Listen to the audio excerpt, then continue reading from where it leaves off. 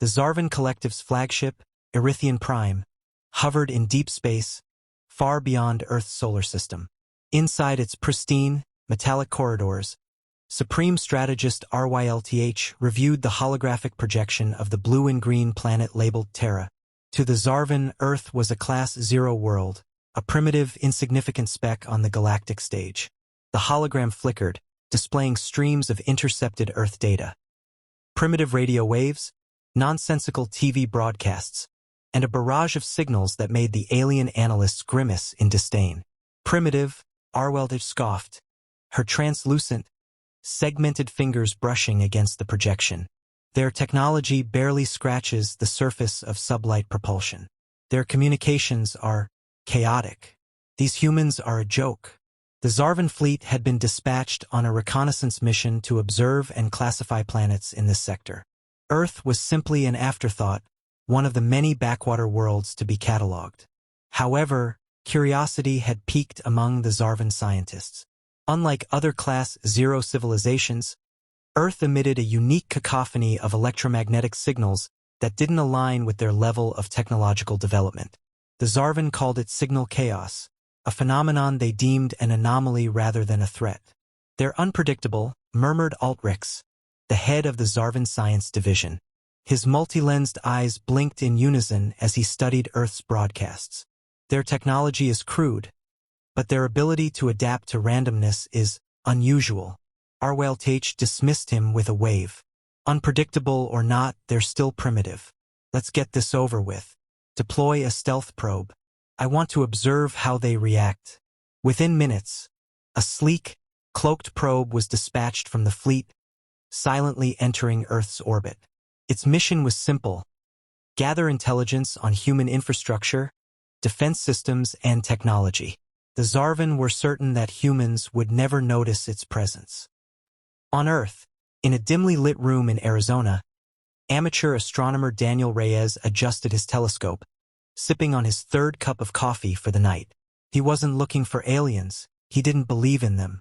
He was simply a hobbyist, tracking unusual objects in Earth's orbit.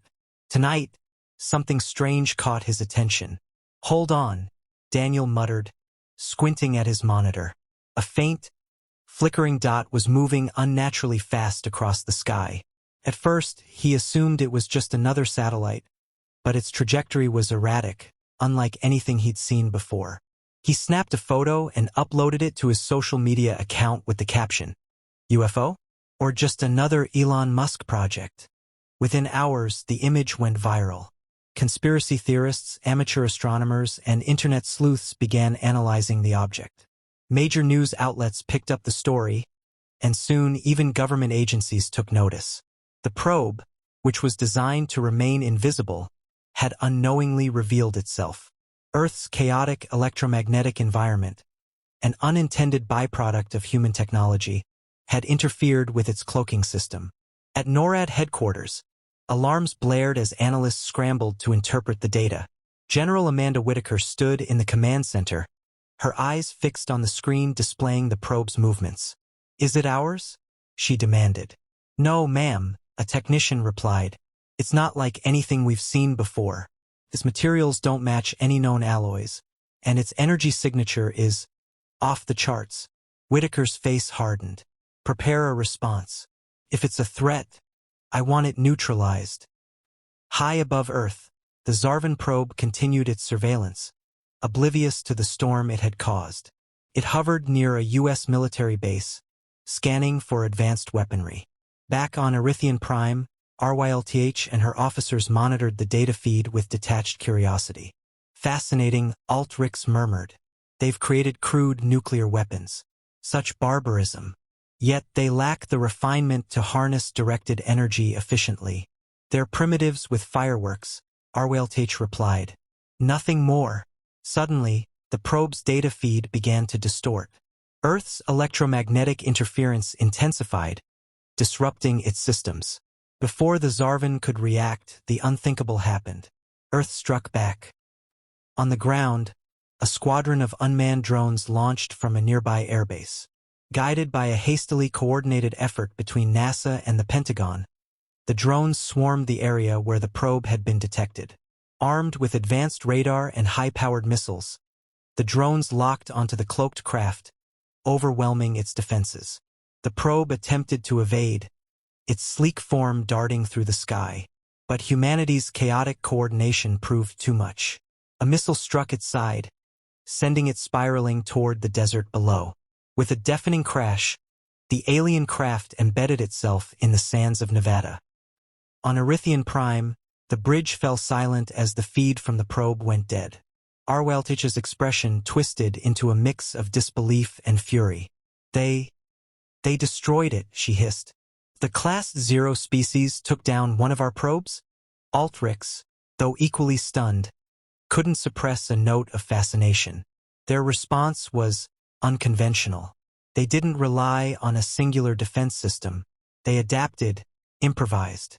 Their signal chaos, what we saw as a flaw, may actually be their strength. Arweltich's voice sharpened. Strength or not, this was unacceptable. Dispatch a reconnaissance fleet immediately. I want to know how these primitives managed this. As the Zarvan fleet prepared for a more direct encounter, Earth braced for what it didn't yet understand. The skies above would soon become a battlefield, and humanity, scrappy, chaotic, and relentless, was ready to prove its place in the cosmos. The Zarvan fleet arrived in Earth's orbit with calculated precision, their shimmering black warships cloaked against detection. Commander Arweltich paced the bridge of the flagship, Erythian Prime, her mind torn between irritation and curiosity. She had sent 3 scout ships into low orbit to analyze the situation, but the destruction of their stealth probe was a stain on their record. It was imperative to learn whether this was a fluke or evidence of something more troubling. Their primitive weaponry shouldn't have been able to touch us, Arweltich muttered, studying the faint streams of electromagnetic noise cascading from the planet. And yet they succeeded. How? Altrix, the head scientist, answered with a mixture of admiration and wariness. Their chaotic electromagnetic environment is disruptive. It's not deliberate, but their mishmash of technologies creates interference that our systems can't fully compensate for. They turned their flaws into an advantage. Arweltich narrowed her eyes. Deploy the scout ships. I want detailed scans of their infrastructure. Keep cloaked. We cannot afford another failure. On Earth, humanity wasn't resting. The downing of the alien probe had united governments, militaries, and civilian experts in a way few had thought possible. In an underground bunker somewhere in Virginia, General Amanda Whitaker convened a meeting of the world's top minds. Engineers, hackers, and military strategists gathered around holographic displays showing the alien probe's debris, already being reverse-engineered. We need to assume they're coming, Whitaker said bluntly, addressing the room. The question isn't if, but when. We've got one chance to turn this into a victory. Dr. Elena Vargas, a lead aerospace engineer, pointed to the fragmented alien components spread across the table. Their tech is leagues ahead of ours, but they have vulnerabilities. Their cloaking relies on stabilizing Earth's electromagnetic noise, but our sheer signal chaos disrupts their systems. A young hacker in the back chimed in, so, we amplify the chaos? Turn Earth into a giant interference zone. Whitaker nodded. Exactly. We need a decentralized system. Every nation, every satellite, every drone, everything working together. If they come back, we make sure they regret it. As the Zarvan scout ships descended into Earth's atmosphere, their advanced cloaking shields shimmered invisibly. They glided silently over major cities, military bases, and research facilities, collecting data. To the Zarvan, it seemed like humanity had no idea they were there. But Earth had learned from the first encounter. A network of amateur astronomers, radar operators, and tech enthusiasts had joined forces with global militaries to create an informal but effective early warning system. The Zarvan Scouts' cloaking systems, while impressive, weren't perfect against the sheer volume of Earth's jumbled signals. At NASA's Jet Propulsion Laboratory, alarms began to blare. We've got movement, a technician called out. 3 unidentified objects in low orbit. Cloaking signatures matched the probe's energy patterns. Within minutes, the world's satellites were redirected to track the intruders. Scrambled jets and drones, equipped with retrofitted tech from the downed probe, took to the skies. Zarvan ships, accustomed to facing rigid, centralized defenses, found themselves swarmed by hundreds of drones acting independently, their movements erratic and impossible to predict. On Erythian Prime, the bridge was chaos. RYLTH watched in disbelief as her scout ships reported unexpected resistance. "How are they tracking us?" she demanded. Altrix's many eyes blinked in unison. "They've adapted faster than anticipated. Their signal chaos is being weaponized. It's not logical, but it's effective." RYLTH clenched her fists. "Order the scouts to retreat. This isn't a reconnaissance mission anymore. It's a war." In the skies above Earth, the Zarvan scout ships attempted to retreat, but humanity wasn't letting them go easily. A hastily launched missile from a ground station in Germany clipped one of the ships, sending it crashing into the Atlantic Ocean. The remaining 2 ships barely made it back to orbit. On the ground, cheers erupted. For the second time, humanity had not only detected alien forces but actively pushed them back. It wasn't just a victory, it was a statement. Humanity was chaotic, unpredictable, and far from helpless. But in orbit, Commander RYLTH's face darkened. Humanity had proven itself more dangerous than she could have imagined. For the first time, the Zarvan Collective faced the possibility that this Class 0 species might be something they had never encountered before. A threat.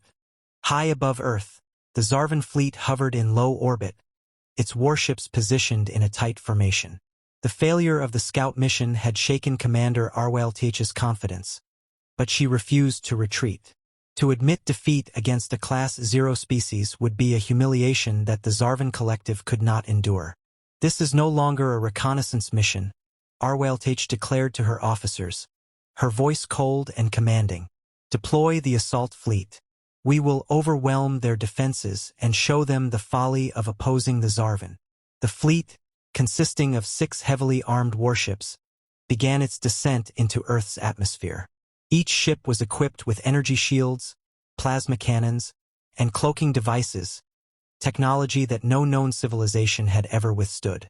In their arrogance, the Zarvan believed humanity's earlier victories were mere flukes, not a sign of real capability. On Earth, chaos reigned. News of the alien scout ship's retreat had spread, filling people with both hope and dread. In an underground command bunker, General Amanda Whitaker studied a holographic map displaying the approaching alien fleet. "They're coming," she said grimly. "This time, they're not here to observe. They're here to destroy." The international coalition, hastily formed after the first encounter, had been working around the clock. Engineers had reverse-engineered components of the downed probe, creating makeshift energy disruptors. Hackers had developed programs to infiltrate alien systems. Civilians had been mobilized to assist in unconventional ways, from modifying drones to jamming alien communications. Dr. Elena Vargas, now the de facto leader of the scientific response, addressed the room. "We can't beat them in raw firepower, but we can use their overconfidence against them. Their tech relies on precise calculations and centralized systems. If we disrupt their cohesion, we have a chance." Whitaker nodded. "Then let's give them chaos." The Zarvan fleet descended over major population centers, their cloaking devices shimmering as they unleashed precision plasma strikes on key military installations. Cities erupted into panic, but Earth's defense systems had been prepared. From hidden missile silos, modified EMP warheads launched into the sky. Designed using reverse-engineered Zarvan tech, the EMPs detonated above the atmosphere, creating a massive electromagnetic pulse. Several Zarvan ships faltered as their cloaking systems flickered and their shields destabilized. At the same time, Earth's decentralized network of drones, satellites, and ground-based artillery sprang into action. Each unit operated independently, guided by algorithms that mimicked human unpredictability. The result was a chaotic, multi-front assault that the Zarvan found impossible to counter. On board the Erythian Prime, RYLTH watched in disbelief as her fleet began to falter. "How are they doing this?" she demanded. "Their weapons are primitive, yet they're breaching our defenses." Altrix, the scientist, analyzed the incoming data. "It's their unpredictability. Their lack of central coordination makes their tactics impossible to predict. They're not fighting like a unified military, they're fighting like survivors. On the ground, humanity's unconventional tactics reached their peak. A team of rogue engineers in Japan launched a hacked Zarvan drone loaded with explosives directly into one of the alien warships. Civilians in rural areas used laser pointers and homemade jamming devices to disrupt alien targeting systems. In the skies, commercial airliners equipped with modified tech from the probe acted as decoys, drawing fire away from populated areas. The turning point came when an experimental weapon, codenamed Icarus, was launched from a repurposed SpaceX rocket. Designed to mimic Earth's natural electromagnetic noise, the device created a massive wave of interference that completely disabled two Zarvan warships. Their hulking forms fell from the sky, crashing into uninhabited areas. By the end of the day, only one Zarvan warship remained operational. HFY, her pride shattered, ordered a full retreat. The once mighty fleet limped back into orbit, their assault in ruins. Humanity, battered but unbroken, had done the impossible. They had driven off an interstellar force with ingenuity, resilience, and sheer audacity. The Zarvan fleet retreated to the dark side of the moon, their ships battered and struggling to repair themselves. Inside the Erythian Prime, Commander HFY stood on the bridge, her posture rigid, her face a mask of fury and disbelief. The wreckage of two warships floated in Earth's orbit, a humiliating reminder of their failure. HFY's voice cut through the tense silence. Explain this to me, Altrix. How did a Class 0 species, barely crawling out of their planetary cradle, defeat the Zarvan fleet?